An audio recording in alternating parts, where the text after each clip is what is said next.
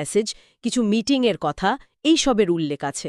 আর ঘুষের টাকা লেনদেনের জন্য নাকি কিছু সাংকেতিক ভাষাও ব্যবহার করা হতো। সাংকেতিক ভাষা যেমন? হ্যাঁ, আদালতে পেশ করা তথ্য অনুযায়ী গৌতম আদানিকে নাকি SAG, মিস্টার এ বা ধরুন নুমেরো উনো, দ্য বিগ ম্যান এইসব কোড নামে উল্লেখ করা হয়েছে। ইন্টারেস্টিং।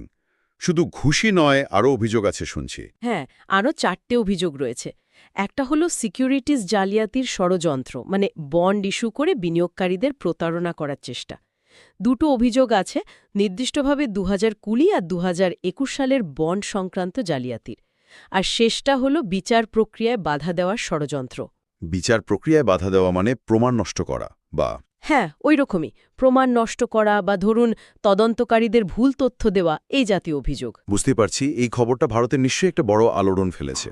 অবশ্যই শেয়ার বাজারে তো আদানি গোষ্ঠীর শেয়ারের দামে বেশ খানিকটা